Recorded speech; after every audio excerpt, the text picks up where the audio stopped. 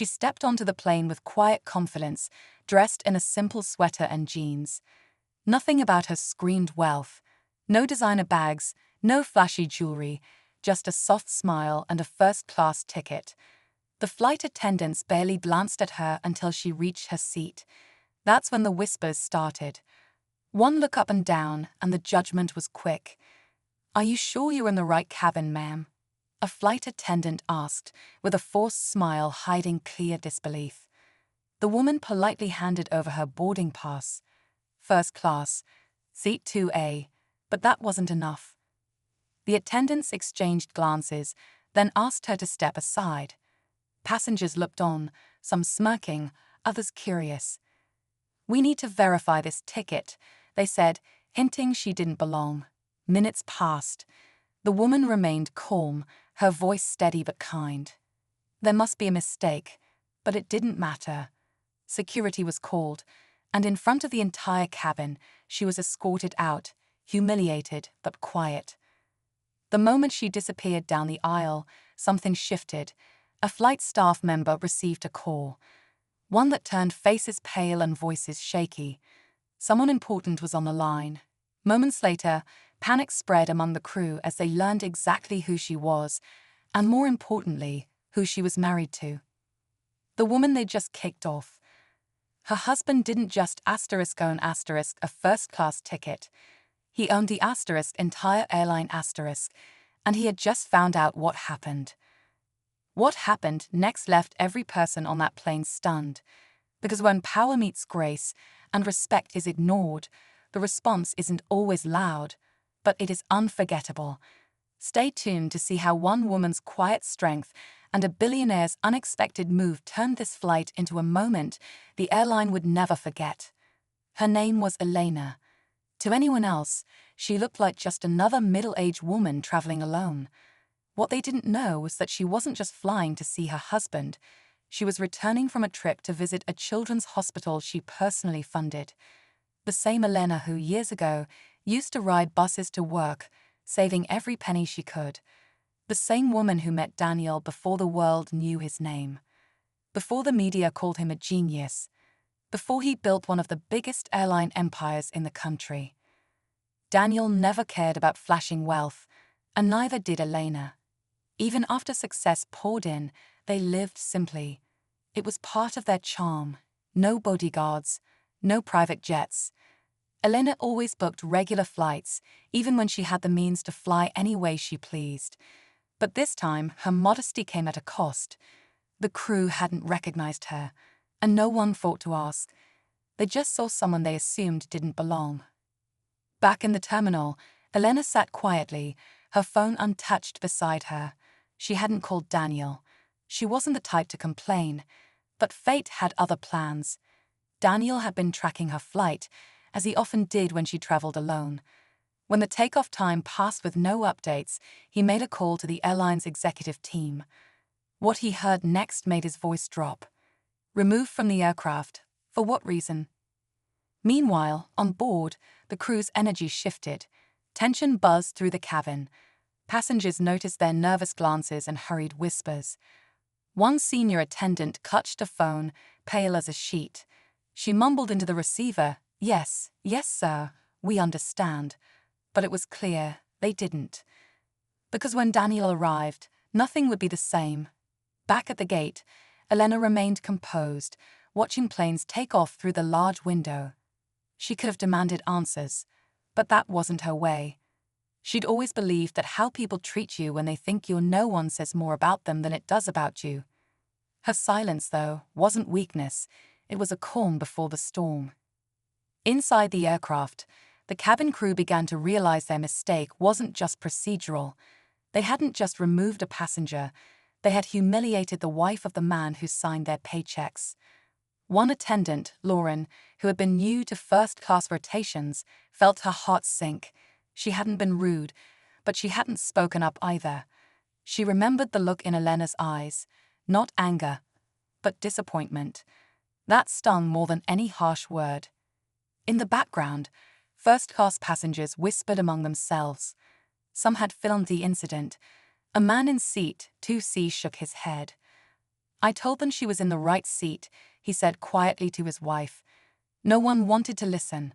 A few even began to feel uneasy, wondering if their own silent judgment had played a part. Meanwhile, Daniel was already en route to the airport in a private car, his expression unreadable. His assistant sat beside him, updating him on internal calls flying between departments. Executives scrambled to prepare explanations.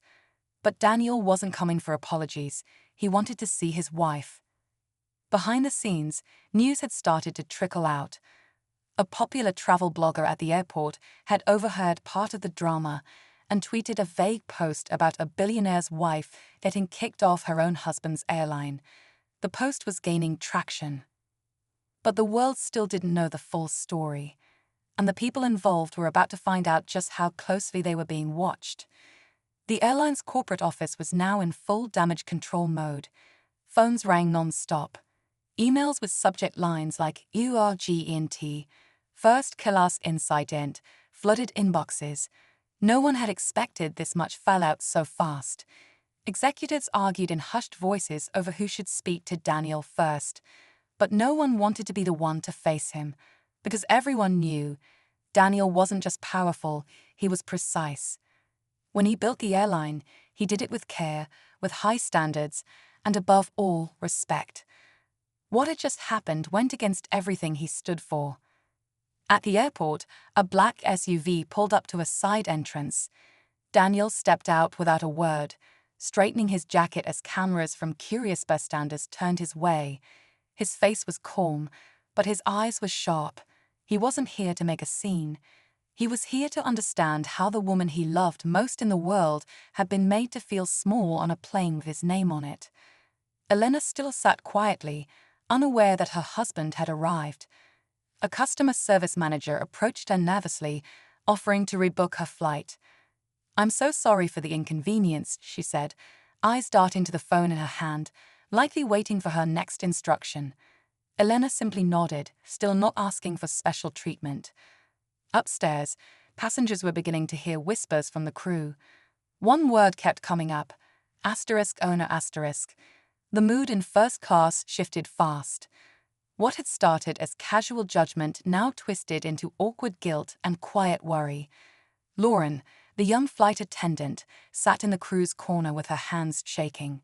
She had followed orders, but now she wondered if she should have spoken up. Then, over the loudspeaker, a quiet alert came through. The flight was delayed indefinitely, and nobody knew what was coming next. The delay announcement sent ripples of confusion through the cabin. First-class passengers shifted uncomfortably in their seats, checking their watches, exchanging puzzled glances. The cabin crew, now visibly tense, offered forced smiles and bottled water as they scrambled for direction. But beneath the surface, something else was brewing, something even the crew didn't expect. Back at the gate, Daniel had already bypassed the front desk with airport security's quiet cooperation. He wasn't there to yell. He didn't need to. His presence alone carried weight. As he stepped into the operations office, several senior staff froze mid-sentence. Without raising his voice, he asked one question: "Where is she?" Meanwhile, Elena had been quietly moved to a nearby lounge, still calm, still saying nothing. But then something unexpected happened. A woman approached her, elderly, kind eyes, holding a cane. "I saw what they did to you," she said softly. "They tried to do the same to me once. Said I didn't look like someone who could afford first class." She paused. "You didn't deserve that." Elena smiled gently, but the moment struck a chord. It wasn't just about her anymore. It was about a system of quiet judgment, where appearances determined value. And now, that silent injustice was about to face the man who built an airline to challenge exactly that. Then, the twist. A mid-level manager, desperate to contain the fallout, made a decision without clearance. He blamed Elena. Filed a report claiming she had become verbally aggressive and refused to follow crew instructions. It was a lie, and he knew it, but he hoped it would protect the airline's image.